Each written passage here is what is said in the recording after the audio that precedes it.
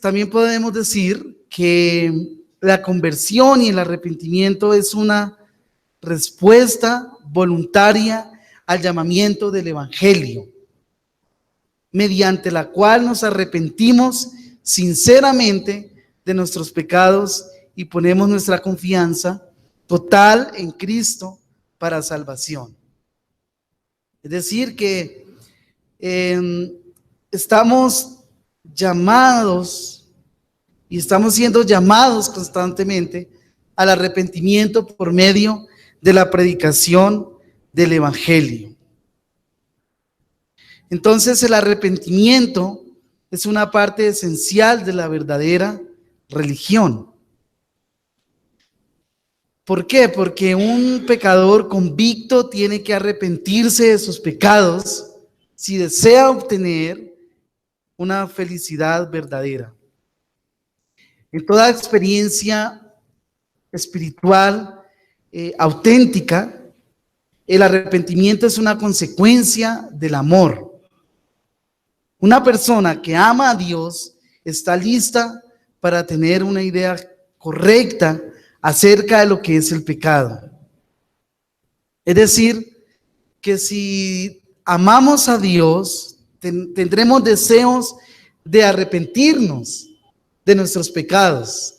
Es una persona que dice amar a Dios, pero no siente dolor por haber pecado.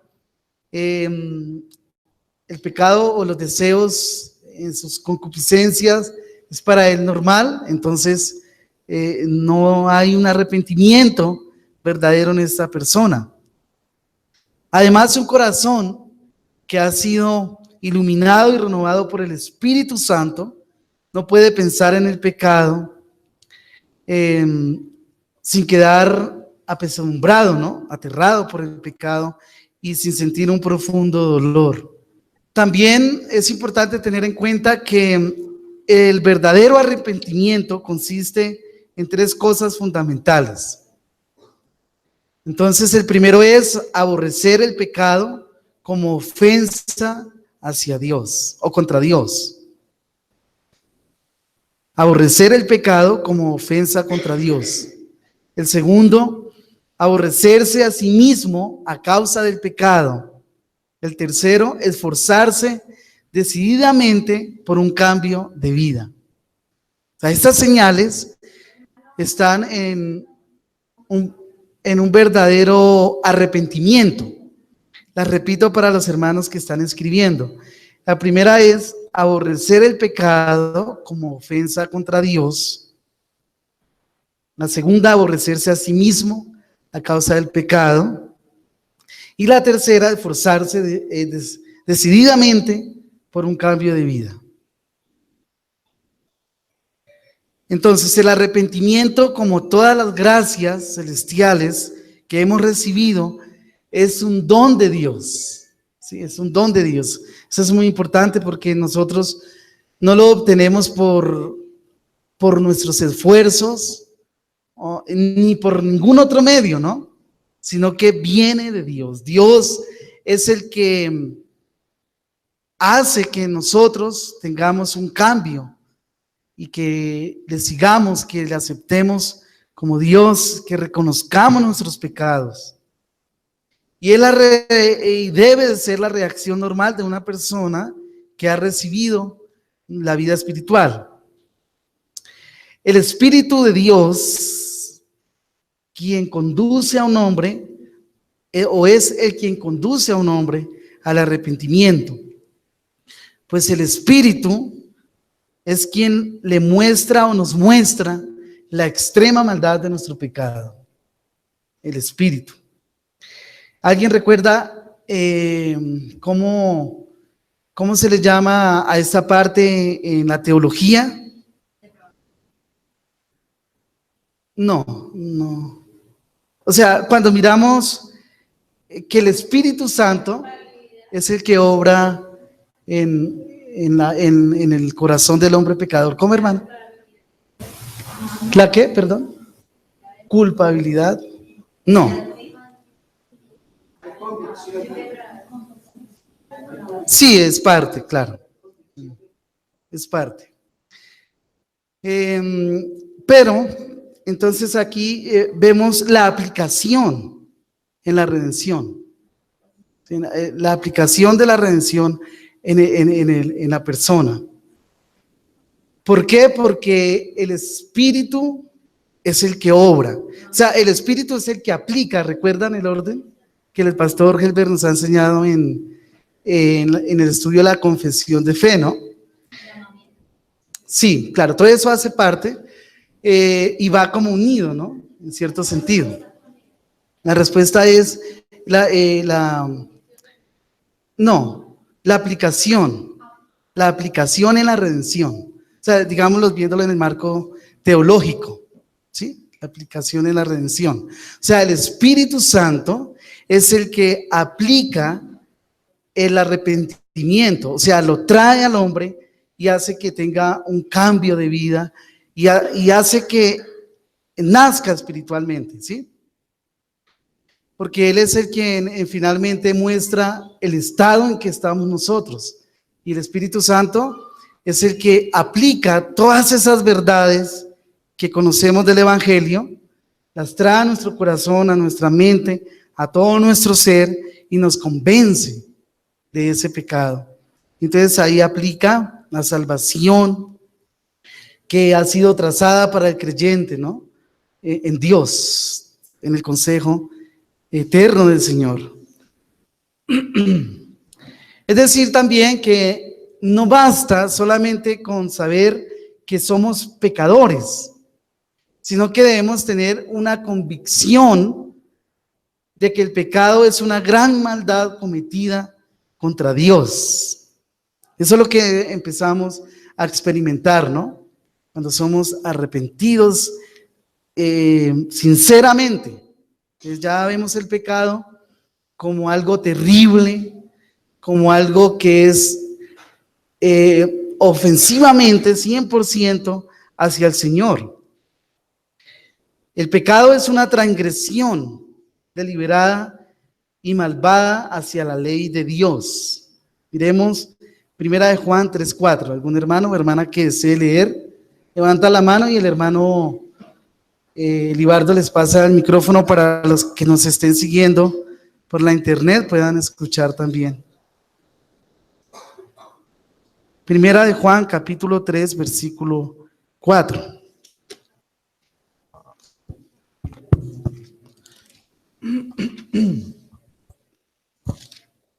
Primera de Juan 3:4.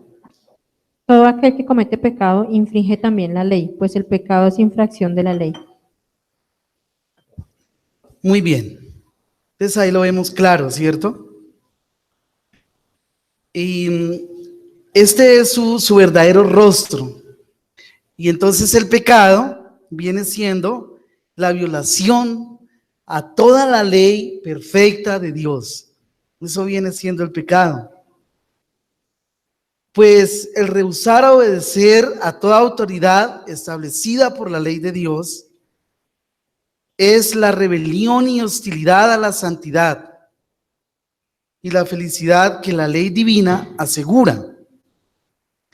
Es decir, que esto nos lleva a que la consecuencia del pecado es la perdición, es la propia destrucción. Entonces, cuando una persona se da cuenta del fin y el desenlace de su pecado, comienza a sentir un hondo pesar por ello. O sea, su corazón se siente apesadumbrado, pero además de eso, siente un profundo dolor por pecar hacia el Señor, como decíamos anteriormente. El pensamiento dominante en la mente del pecador convicto es el haber pecado contra Dios mismo. Dios aborrece el pecado. ¿Y por qué Dios aborrece el pecado? Porque su naturaleza es santa, ¿cierto? Su naturaleza es divina y está en directa oposición al pecado.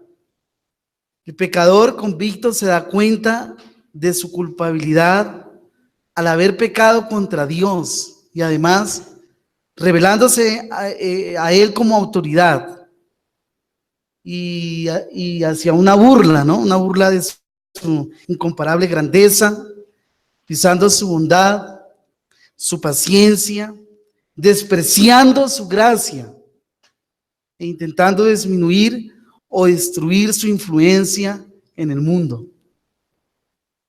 Eso es una realidad, ¿no? Entonces, cuando hablamos del arrepentimiento, debe de haber ese cambio de mente y ya la persona debe de actuar de manera diferente, porque si no, viene algo peor, y eso algo peor es que el pecador cada día va a violar, como por decirlo así, con sangre fría la ley de Dios, ¿no? Y no hay ninguna importancia para él, e incluso el cristiano también puede o podemos obrar de esa manera. Pero las exhortaciones que Dios nos da en su palabra son muchos motivos que nos impulsan a obrar de otro modo. Y dijimos anteriormente que Dios constantemente nos está llamando al arrepentimiento a través de ¿qué? Del Evangelio, de la predicación del Evangelio. Esto quiere decir que cada domingo o cada vez que usted y yo nos exponemos a la predicación de la palabra, Dios nos está llamando al arrepentimiento. Y vamos a morir así. Y debemos morir así, ¿no? O sea, escuchando el Evangelio y sabiendo que hasta el último día de nuestra existencia, Dios lo va a hacer. A través de la predicación es el único medio que Él tiene para llamarnos, para exhortarnos, para animarnos, para hacer que nuestra mente cambie. También vemos acá que el pecador convicto se da cuenta en que ha pecado continuamente en su corazón. Y además que su corazón está corrompido y nunca ha dejado de pecar, cuya naturaleza ha sido cambiada por el Espíritu de Dios, descubre eso en lo más íntimo de su ser. Y tal experiencia le llena de horror hacia el pecado. Miremos un ejemplo en las Escrituras, en el Salmo capítulo 51, versículo 4. Salmo 51, capítulo 4. Contra ti solo he pecado, y he hecho lo malo delante de tus ojos, para que seas reconocido justo en tu palabra y tenido por puro en tu juicio. ¿Cómo la ven ahí, hermanos? La confesión, ¿no? La confesión que hace el salmista. Contra ti solo he pecado. Y esa debe ser la actitud de nosotros hacia Dios. Si hay un genuino arrepentimiento, vamos a confesar los pecados y vamos a recibir el perdón de Dios. Y esa persona los que actuamos así, no solamente estamos aborreciendo el pecado, sino que nos estamos aborreciendo a nosotros mismos por causa de nuestros pecados. Sí, porque continuamente estamos pecando ante Dios. Y además sabemos que merecemos el castigo. Merecemos el reproche que sufrió Cristo en la cruz del Calvario también. Y quizás no siempre se está tan hondamente mortificando los pecados, ¿no? Pero hay momentos en que nuestra alma es íntimamente atravesada de sincero pesar. Es entonces cuando se va el alma hasta el suelo ante Dios. Se va asqueando de sí mismo y abrumado por sus culpas, del pecado. También podemos mirar un ejemplo de esto en Esdras capítulo 9, versículo 6. Vamos a mirarlo. Esdras 9:6. ¿Algún hermano que quiera leerlo. Esdras 9:6. Y dije, Dios mío, confuso y avergonzado estoy para levantar, oh Dios mío, mi rostro a ti, porque nuestras iniquidades se han multiplicado sobre nuestra cabeza y nuestros delitos han crecido hasta el cielo. ¿Cómo ven ese versículo, hermanos? Apropiado, ¿cierto? Para lo que estamos hablando. Entonces debe haber una sincera humillación en nuestro corazón y reconocer que realmente hemos pecado contra Dios. Y así, entonces estamos reconociendo lo que somos. Somos pecadores, ¿cierto? Todos hemos pecado.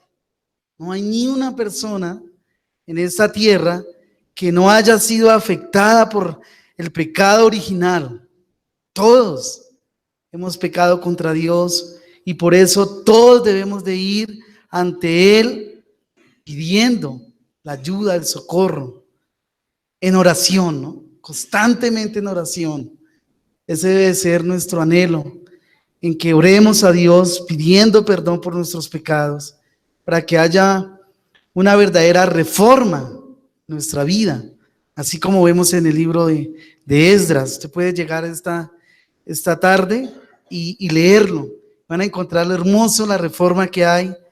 Pero sí, este libro es muy hermoso para que ustedes miren esta parte con más detenimiento. Y eso es lo que necesitamos, ¿no? Un verdadero cambio.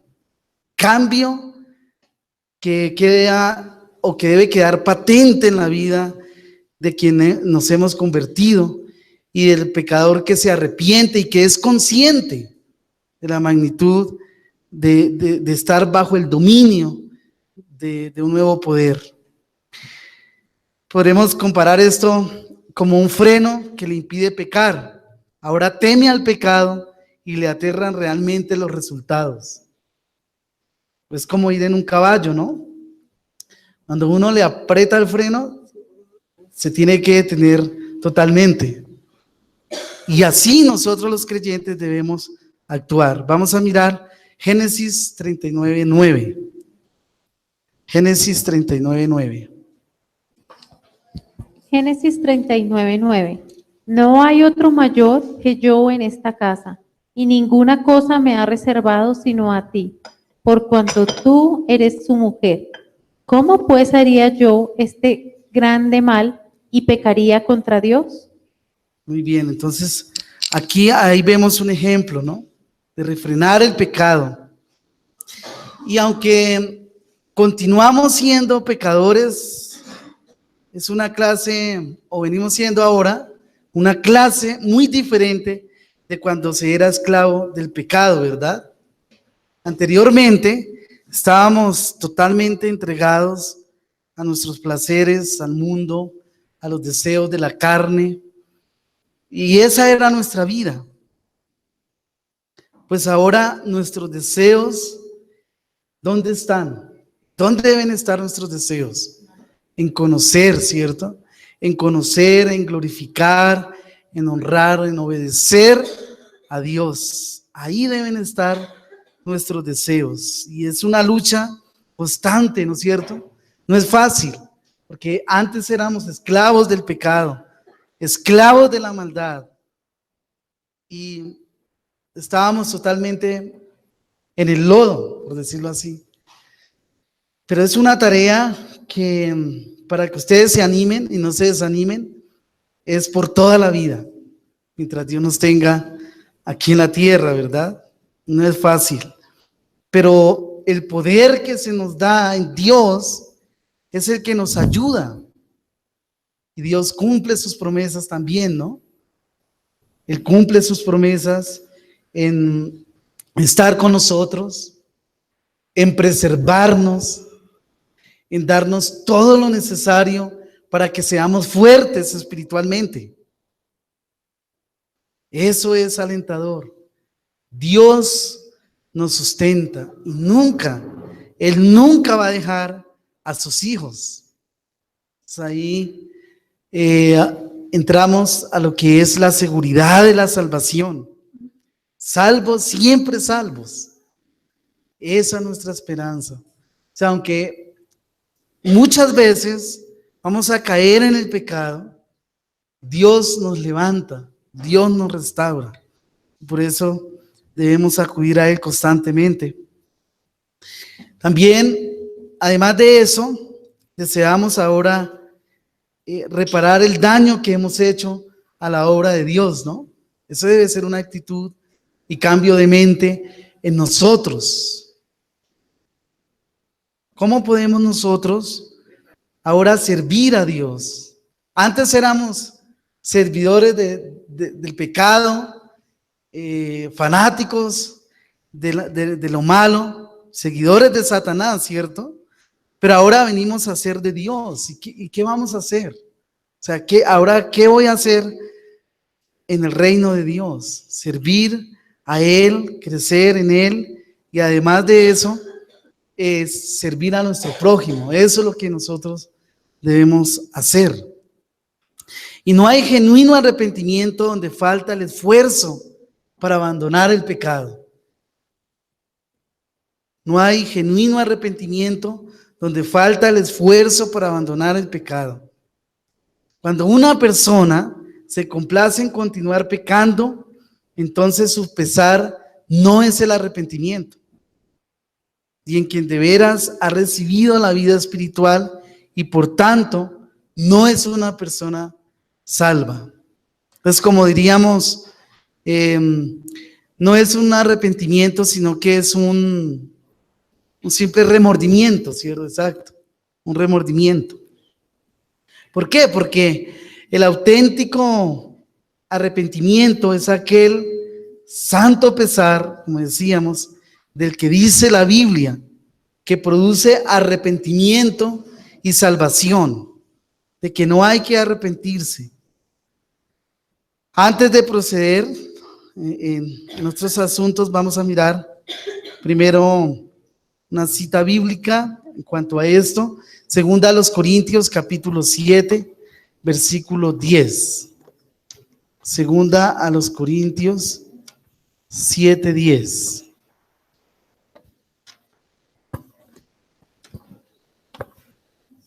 Segunda de Corintios 7:10. Ahí es. Dice, porque la tristeza que es según Dios produce arrepentimiento para salvación, de que no hay que arrepentirse, pero la tristeza del mundo produce muerte. Muy bien. Entonces, hay un falso arrepentimiento, ¿no? Que es una tristeza del mundo. ¿Y qué produce? Muerte. Eso es lo que produce el falso arrepentimiento. Y hay personas que dicen, no, yo no he hecho malo a nadie. Yo no tengo necesidad de arrepentirme, pero aún así es pecador. Y tiene que arrepentirse de sus pecados. Vemos en las escrituras, por ejemplo, a Saúl, Esaú, Faraón y Judas. Ellos se arrepintieron, pero por ser un falso arrepentimiento, era de una clase de hipocresía, ¿cierto? O sea, no, y era una hipocresía a la que era preciso en que ellos debían arrepentirse de sus pecados. Los condenados en el infierno están en perpetuo llanto y lamentación, pero su pesar no es un pesar según Dios. Un niño llora cuando se le da una cachetada y siente pesar ante la amenaza del castigo, pero esto no demuestra que esté verdaderamente arrepentido de su travesura. Es decir, que el temor al castigo induce a un cierto tipo de arrepentimiento, pero este temor no ha de confundirse con el verdadero arrepentimiento. Hermanos, yo no sé si de pronto tengan una pregunta porque vamos a terminar un poco más temprano por lo de las elecciones, entonces, si no dejamos hasta ahí para una segunda parte en la próxima escuela dominical. Oremos, hermanos. Señor, te damos gracias por este día, gracias por tu misericordia, Gracias por tu bondad, por tu fidelidad. Rogamos, Señor, que tú seas produciendo en nosotros cada vez más pesar por nuestro pecado, dolor por nuestros pecados. Y rogamos que el arrepentimiento genuino y verdadero reine en nuestros corazones. Señor, ayúdanos para que seamos creyentes esforzados y que realmente el arrepentimiento genuino esté en nuestros corazones. Ayúdanos para que podamos vencer el pecado sabiendo que tú eres poderoso, que nos ha dado la victoria también. Ayúdanos a fortalecernos en esto, pero también en que cuando te fallemos, reconozcamos que nuestra vieja naturaleza aún nos afecta. Aunque no reina totalmente en nosotros, nos afecta. Ayúdanos para que cuando pequemos, corramos hacia ti, humillándonos y pidiendo perdón por nuestros pecados. Te pido, Señor, para que mis hermanos sean fortalecidos en esta verdad, en el verdadero arrepentimiento. Y gracias por darnos tu Espíritu Santo, quien nos recuerdas, quien nos enseña esa realidad de que somos pecadores, que pecamos contra ti y que tenemos la necesidad de ir a nuestro Salvador, a pedir perdón constantemente. Todo esto te lo hemos pedido en acciones de gracias, en el nombre de nuestro Señor Jesucristo. Amén. Dios les guarde.